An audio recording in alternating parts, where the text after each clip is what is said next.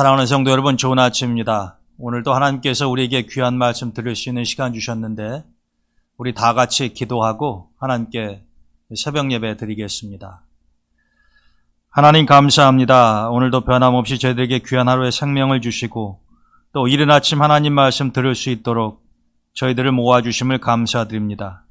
이 말씀을 통하여 귀한 진리를 깨닫게 하시고 그 말씀을 실천하며 하나님의 인도하심 따라 살아갈 수 있도록 우리 동대문의 가족들을 지키시고 선한 길로 이끌어 주시옵소서.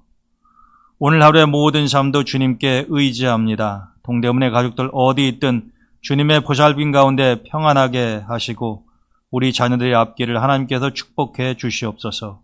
예수님의 귀하신 이름으로 감사하며 기도드립니다. 아멘. 오늘 주시는 하나님의 말씀은 시편 40편 1절에서 5절까지입니다. 내가 여호와를 기다리고 기다렸더니 귀를 기울이사 나의 부르짖음을 들으셨도다. 나를 기가 막힐 웅덩이와 수렁에서 끌어올리시고 내 발을 반석 위에 두사 내 걸음을 견고하게 하셨도다. 새 노래 곧 우리 하나님께 올릴 찬송을 내 입에 두셨으니 많은 사람이 보고 두려워하여 여호와를 의지하리로다. 여호와를 의지하고 교만한 자와 거짓에 치우치는 자를 돌아보지 아니하는 자는 복이 있도다. 여호와 나의 하나님이여, 주께서 행하신 기적이 많고 우리를 향하신 주의 생각도 많아 누구도 주와 견줄 수가 없나이다. 내가 널리 알려 말하고자 하나 너무 많아 그 수를 셀 수도 없나이다. 아멘.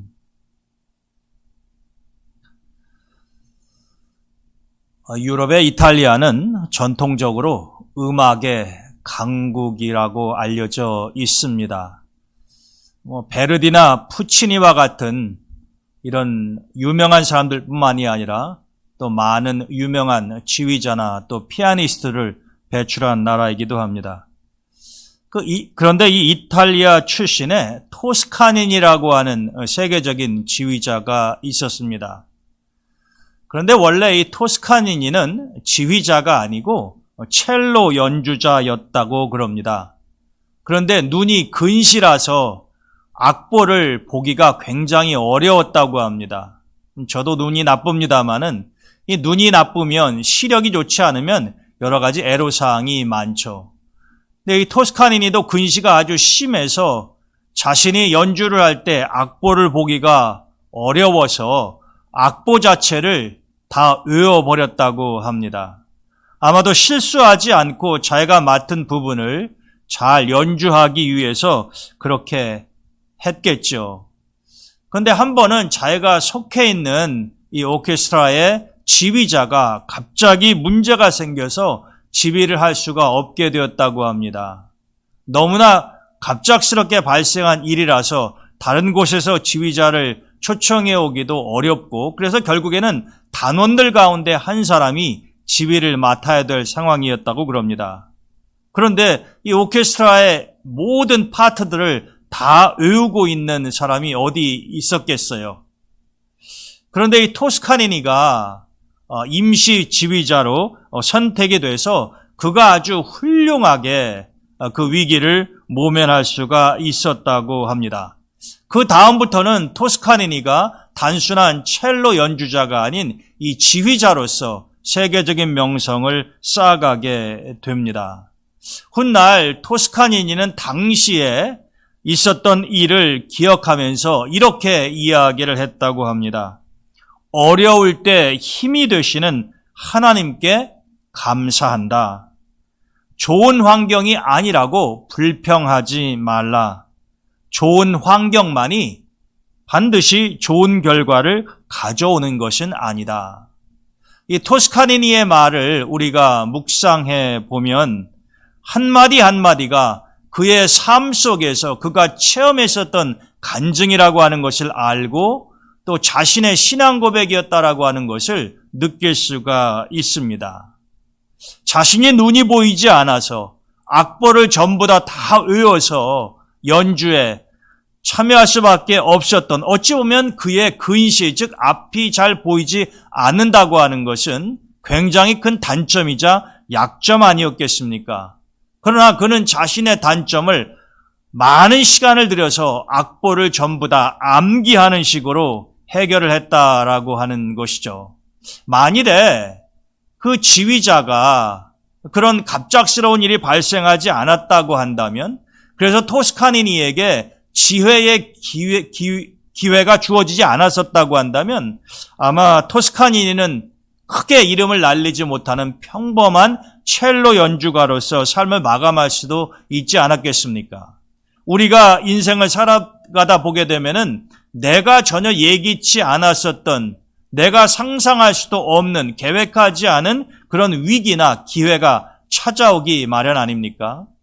어떤 사람들은 인생에 3번 큰 기회가 온다라고 이야기하는데, 정말 3번인지 4번인지 그 횟수는 누가 단언할 수 있겠습니까마는, 분명한 사실은 우리가 살아가다 보게 되면은 내가 뜻하지 않은 위기를 맞이하게 되거나 전혀 예기치 않았었던 기회가 주어지기도 한다라고 하는 것입니다. 그러할 때 이 위기와 기회를 어떻게 잘 극복하고 선용하느냐 하는 것이 나의 인생에 결정적으로 중요한 전환점이 될 수 있다라고 하는 거죠. 토스카니니는 바로 그러한 자신의 위기를 극복하고 기회를 잘 선용해서 세계적인 지휘자가 되었던 사람입니다. 그래서 그는 이렇게 자신의 삶을 간증할 수가 있는 것이죠. 그의 말을 우리가 귀담아 들을 필요가 있습니다. 어려울 때에 힘이 되시는 하나님께 감사해라. 여러분, 어려울 때 감사한다고 하는 것은 쉽지 않은 일이고, 대부분의 사람들이 어려울 때에 하나님을 바라보고 감사하는 것이 아니라 불평과 원망을 하기 쉽지 않습니까? 토스카니니가 근시라서 앞을 잘 보지 못했는데 그것을 늘 불평하고 원망만 했다고 한다면 그는 악보를 다 외우는 노력을 하지 않았을지도 모른다라고 하는 것입니다. 그러나 어렵고 고통스러울 때 하나님을 의지하면서 그 시간을 잘 보냈더니 이 세계적인 지휘자가 될 수 있는 기회도 자신에게 주어진 것이니 결국 어려운 상황도 슬기롭고 지혜롭게 인내하며 잘 극복할 수 있도록 도와주신 하나님께 감사한다라고 하는 것입니다. 우리도 별반 다르지 않죠. 그러니 좋은 환경이 아니라고 불평하지 말라는 것입니다. 여러분, 우리가 환경이 어렵고 힘들 때에는 불평하기 쉽지 않습니까? 환경 탓을 참 많이 하죠. 그 환경이라고 하는 게 집안이 될 수도 있고 자신의 학력이 될 수도 있고 여러 가지 주변 상황이 될 수도 있지 않습니까? 근데 우리는 어떤 문제가 잘 해결이 되지 않고 어려움에 부딪혔을 때에 자신을 돌아보고 하나님을 의지하는 것보다는 그 환경 탓, 상황 때문에 그렇다라고 이야기하는 경우가 참 많지 않습니까? 이 토스카니니는 그렇게 하지 말라는 거죠. 그의 환경도 그리 좋지 않았습니다. 그렇지만 그는 불평하기보다는 노력했고 하나님을 의지했다라고 하는 거죠. 왜 우리가 환경이 좋지 않다고 해서 불평하지 말아야 할까요? 토스카니니는 이렇게 이야기하지 않습니까? 왜냐하면 좋은 환경만이 반드시 좋은 결과를 가져오는 것이 아니기 때문이다. 이 진리의 이야기죠. 우리는 100% 공감할 수가 있습니다. 좋은 환경에서 성장한 사람만이 좋은 결과를 가져오고 인생에 성공할 수 있다고 한다면은 태어날 때부터 환경이 좋지 않았거나 살아가면서 늘 환경이 다른 사람과 비교해서 좋지 않았던 사람은 인생의 좋은 결과를 도출하거나 아니면 성공할 수 없다는 이해가 되는데, 우리가 역사를 통해서나 주변에 사람들이 사는 모습을 보게 되면 반드시 그렇지 않다고 하는 것을 알게 되죠. 어떤 사람은 어떻게 저런 환경과 상황에서 저렇게 훌륭한 인격을 갖고 정말로 많은 사람들의 본이 되는 정말 아름다운 삶을 살 수가 있을까? 그렇게 존경을 받는, 또 감동을 주는 사람들이 많이 있지 않습니까? 따라서 환경이 좋고 결과가 좋으면 더 말할 나위도 없겠습니다만은 환경이 좋지 않다고 하더라도 좋은 결과가 나올 수 있다라고 하는 희망과 소망을 저버려서는 안 된다라고 하는 것입니다. 우리 주변에 성공한 사람들의 이면을 보게 되면은 그들은 다 꼭 환경이 좋아서 다른 사람들보다 앞서고 성공한 것이 아니라고 하는 것을 알 수 있습니다. 토스카니니 본인도 그러했지만 그러한 사람들, 즉 성공하는 사람들의 이면에는 남이 알지 못하는 끊임없는 노력과 눈물이 있었다라고 하는 거죠. 그리고 묵묵히 불평하는 대신에 노력하고 하나님을 의지하면서 때를 기다린 그런 신앙인들이 많이 있다라고 하는 것입니다. 오늘 본문을 보게 되면 다윗이 그러한 사람 중에 하나였죠. 다윗은 사실 우리가 성경을 통해서 확인할 수 있지만 그 삶의 환경이 좋지 않을 때가 너무나 많았습니다.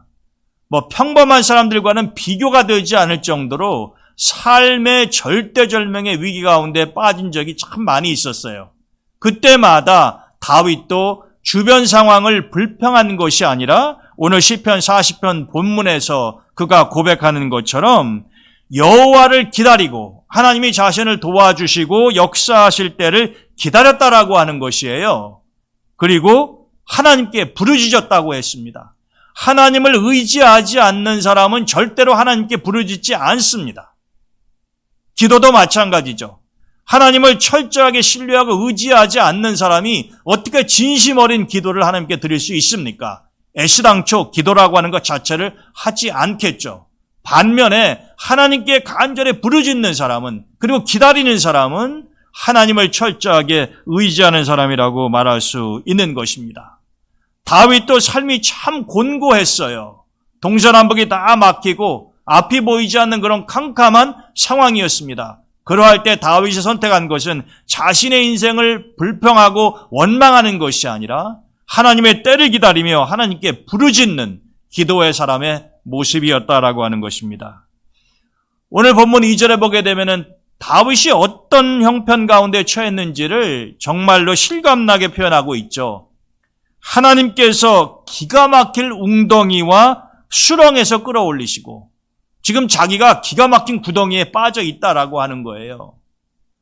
때로는 사울왕이 파놓은 구덩이에 빠진 적도 있었죠. 때로는 측근으로부터 배신을 받아서 그가 기가 막힌 수렁에 빠진 적도 있지 않았습니까? 말로 다 표현하기 어렵다라고 하는 거예요. 우리가 말로 표현이 잘 안 될 때, 너무나 어처구니가 없을 때 참 내가 기가 막혀서, 기가 막힌다라고 하는 표현 우리도 종종 사용하지 않습니까? 다윗이 그러했다는 거죠. 정말 말로 다 설명할 수가 없는 인생의 기가 막힌 웅덩이와 구덩이, 수렁에 빠져 있었는데 그때 어떻게 했다는 겁니까? 하나님을 기다렸더니, 하나님을 의지했더니 하나님이 자신을 끌어올리시고 내 발을 반석 위에 두사 내 걸음을 견고하게 하셨도다. 그러니까 여러분, 구덩이에 빠져 있는 것이요, 훗날 다윗이 성공적인 삶을 살아갈 수 있는 발판이 되게 해주셨다는 거죠. 자신의 힘으로 그렇게 했다는 것이 아닙니다. 끌어올리신 분도 하나님이시요, 그의 발을 반석 위에 두사 그 걸음을 견고하게 하신 분도 하나님이셨다라고 하는 거죠. 그러니 여러분, 어찌 다윗의 입에서 찬송이 나오지 않을 수가 있겠습니까? 그래서 3절에 보게 되면은 내가 그 하나님을 기억하며 새 노래 곧 우리 하나님께 올릴 찬송을 내 입에 두었다. 다윗의 입에서 하나님을 찬양하는 노래가 끊이지 않았다라고 하는 것이죠. 여러분, 다윗뿐만이 아닙니다. 우리가 잘 아는 요셉은 실제로 구덩이에 빠진 사람 아닙니까? 다윗이 지금 말하는 구덩이가 상징적인 어떤 구체적인 구덩이가 아니라 자기가 당하고 있는 곤고한 상황을 묘사하는 것이라고 한다면은 이 창세기 37장에서 요셉은 정말로 구덩이에 빠졌죠. 형들이 쳐넣지 않았습니까? 그런데 그 요셉을 구덩이에서, 기가 막힐 구덩이에서 건져내 훗날 이집트의 총리까지 오르게 하신 분이 누구이십니까? 요셉의 발을 반석 위에 두시고 그의 걸음을 견고하게 하신 분이 누구시냐 말이죠? 역시 하나님이셨습니다. 다윗의 하나님이 곧 요셉의 하나님이요. 요셉의 하나님이 훗날 다윗의 하나님이 되시는 것 아닙니까? 여러분, 우리가 인생을 살다 보게 되면 절망의 구덩이, 슬픔과 실패의 구덩이, 불안과 염려의 웅덩이, 고통의 수렁, 이런 것들을 많이 만나는 경우가 있습니다. 이건 우리가 피하고 싶지만 피하기 어려운 때가 참 많이 있죠. 여러분들 그런 경험이 있으신지 모르겠어요. 만년설이 오랜 시간을 거쳐서 쌓이고 쌓여서 빙하를 형성을 하게 되죠. 그래서 빙하 탐험이라고 하는 것이 있습니다. 이 안내자, 이 지도자의 가이드의 안내를 따라서 이 빙하 위를 걸어보는 그런 탐험 여행이 있죠.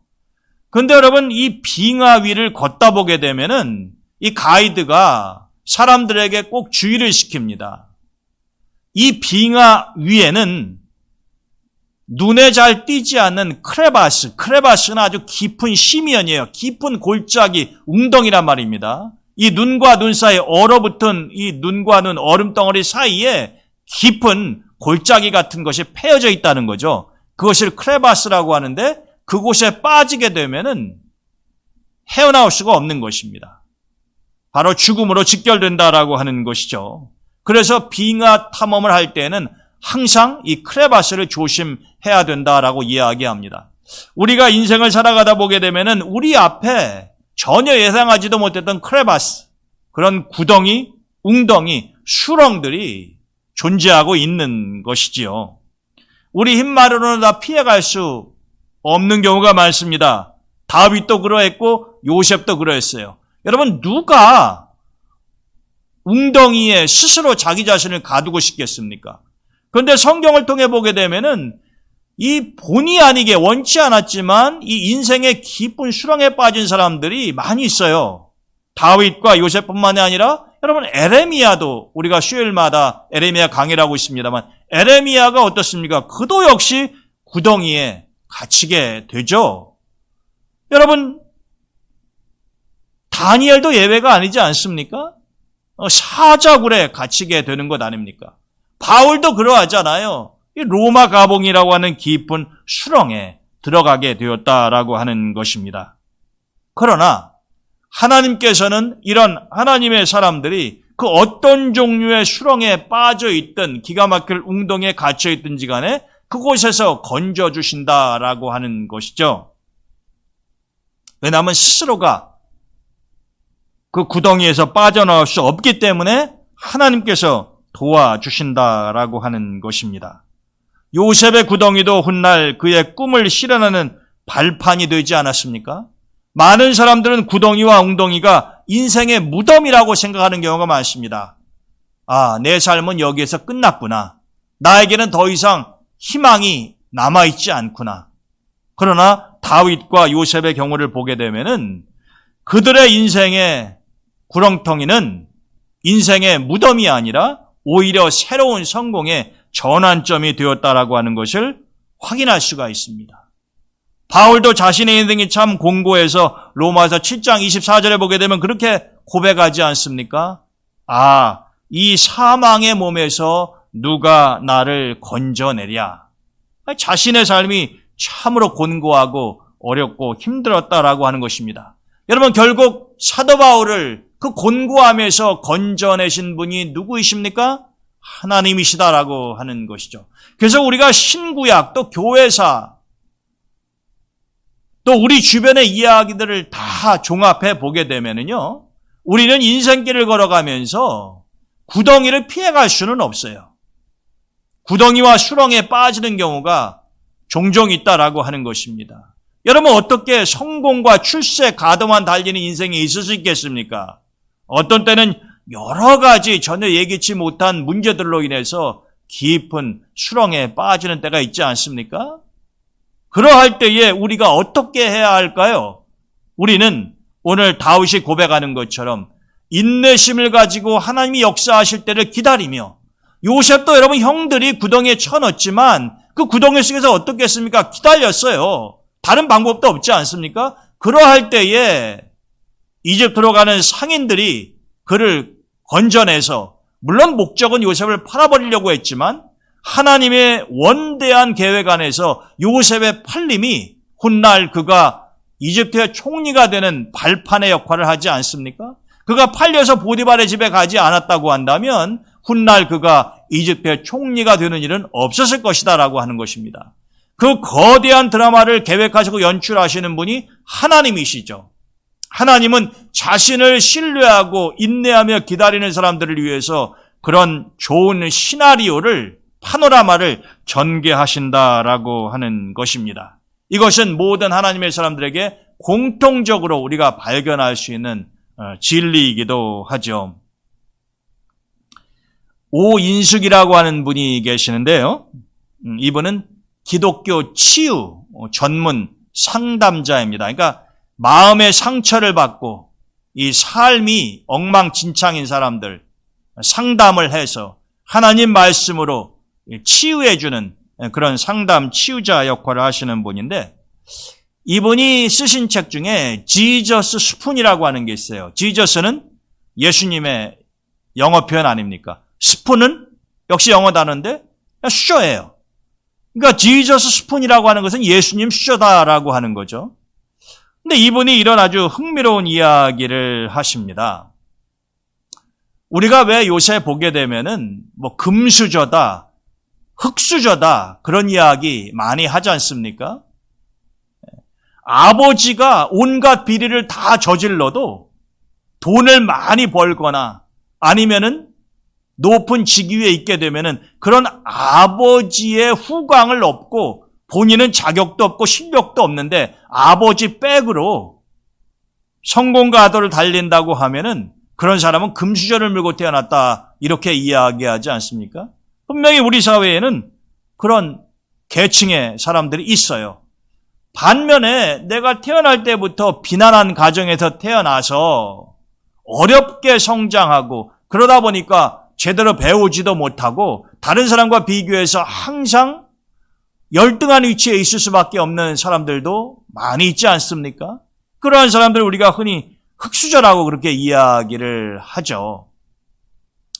그것이 우리가 부인할 수 없는 우리 사회의 모습이기도 한데, 이러한 상황을 묘사하면서 이 오인숙 이분은 이렇게 이야기를 합니다. 하나님의 자녀들이 금수저, 흙수저로 대변되는 이 세상의 이분법적 논리에 갇혀서 쪼그라들거나 아니면 우쭐대거나, 누가 쪼그라들겠어요? 자신이 흙수저라고 생각하는 사람들이 상심하고 자신감을 잃고 쪼그라들 것 아닙니까? 우쭐대거나 누가 우쭐대겠어요?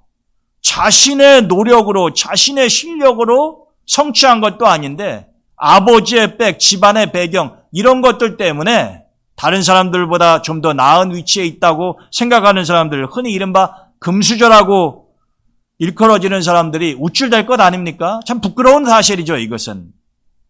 그러나 어찌되었든 그것이 우리가 살고 있는 이 사회의 현실이기도 하니까요. 그래서 하나님의 자녀들이 이렇게 지금 이 사회의 이분법적 논리에 갇혀서 자신이 흙수저라고 생각해서 쪼그라들거나 아니면 금수저라고 생각해서 우쭐대거나 그러한 모습들을 보고 때로는 분노하는 이런 현실이 안타깝다. 그러면서 우리가 누구인지 꼭 기억하길 바란다. 우리가 누구인지 꼭 기억하기 바란다. 여러분들 누구입니까? 뭘 기억하라고 하는 거예요? 그러면서 이분이 하는 이야기가 Jesus spoon, 여러분들이 금수저가 아닐지도 모르고 흙수저가 아닐지도 모르지만 여러분들은 예수님 수저다라고 하는 것을 꼭 기억하라고 하는 이야기죠. 그래서 Jesus spoon이라고 하는 이야기를 하는 것입니다. 의미심장한 표현이 아닌가 생각을 해봅니다. 예수님이 우리의 수저가 되어주신다. 금수저도 아니고 흙수저도 아니고 예수님이 내 인생의 스푼이 되어주시면 그 스푼을 가지고 우리는 새로운 삶을 살아갈 수가 있다라고 하는 것이죠. 여러분들은 살아오시면서 어떤 웅덩이에 깊은 수렁에 빠져보신 적이 있으십니까? 제가 최근에 동대문 교회 이전 10년사 2007년도에 우리가 동대문에 있을 때 우리 교회가 서울시에 수용이 되고 10여 년의 세월이 흘러서 우리가 이곳 분당 성전까지 이전해 온 그 10년의 역사를 책으로 정리를 해서 창립 131주년 기념 주일에 맞추어서 출판을 해가지고 이제 우리 성도들에게 나눠주려고 지금 그런 준비를 하고 있는데, 제가 그 책을 쓰고 또 많은 방대한 여러 공문이나 또 재판에 관한 기록들 이런 것들을 정리하면서요, 아무래도 제가 그런 10여 년의 혹독한 시간에 한 중심에 서 있었기 때문에, 제가 우리 교회 담임 목사가 아니었었다고 한다면 나하고는 아무런 상관이 없을 일이었겠죠, 물론. 그렇지만 하나님께서 그 중심에 서 있게 하셨기 때문에 제가 책을 쓰고 정리하고 그런 가운데 느껴지는 게 있었어요. 아, 나도 다른 사람 못지않게 내가 원치도 않았었던 기가 막힐 웅덩이에 오랫동안 갇혀 있었었구나.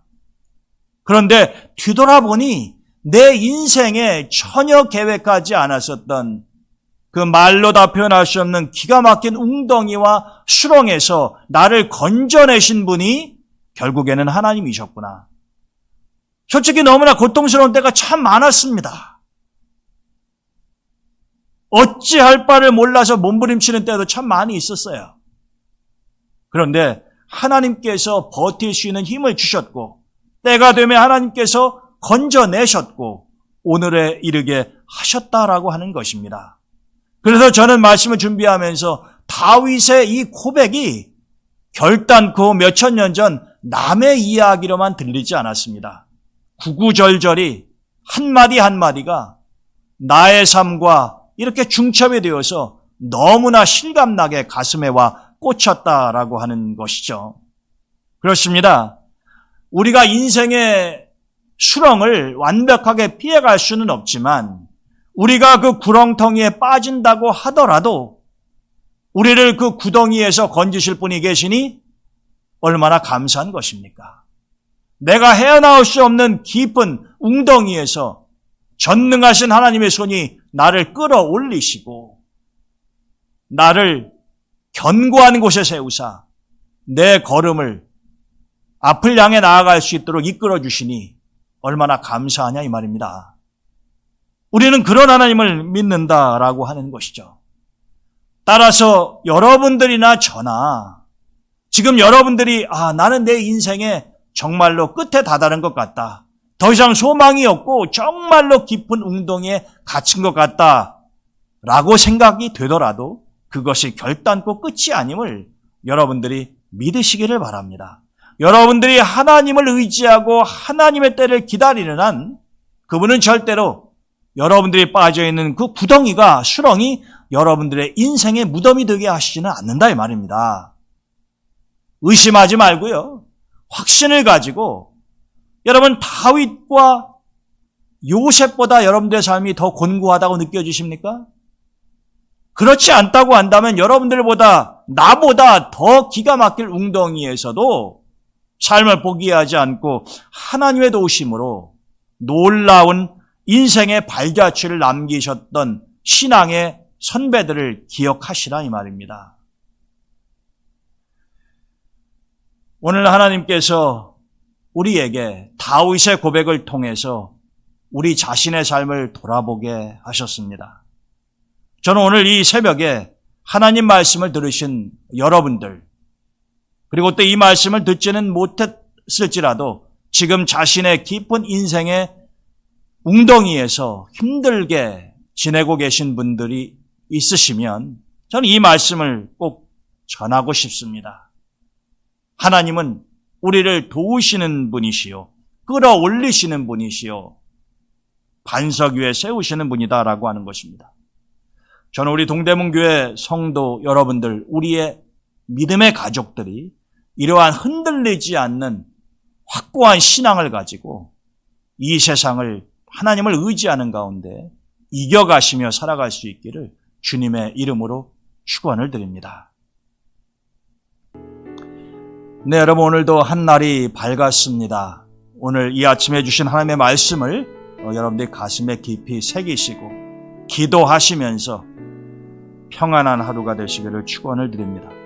오늘 이 아침에 기도하실 때에 다음 주부터 창립 131주년 기념주일을 앞두고 우리가 한 주간 특별 새벽 기도회를 합니다.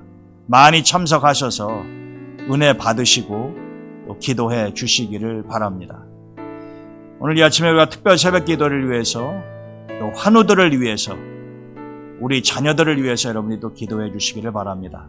지금 계획으로는 이제 11월 첫째 주부터는 우리 교회 학교도 다시 대면으로 예배를 드리려고 기도하는 중에 있는데 여러분들도 기억하시고 중보해 주시기를 바랍니다. 제가 기도하고 오늘 새벽 예배 마치도록 하겠습니다. 하나님 감사합니다. 때로는 우리가 예기치 않았던 인생의 깊은 수렁에 빠져 있을 때라도 우리를 외면치 아니하시고 우리를 건져주시는 하나님, 우리가 인생의 구덩이에 빠졌다고 할지라도 낙심하거나 절망하지 않게 하시고 하나님의 역사하심을 기다리며 하나님을 의지하며 기도할 수 있는 믿음을 더해 주시기를 간절히 원합니다. 오늘 하루도 하나님께서 우리와 동행하시며 우리의 기도를 들어 응답하시고 우리 동대문의 모든 가족들을 눈동자와 같이 지켜 주시옵소서. 모든 말씀 예수님의 귀하신 이름으로 감사하며 기도드립니다. 아멘.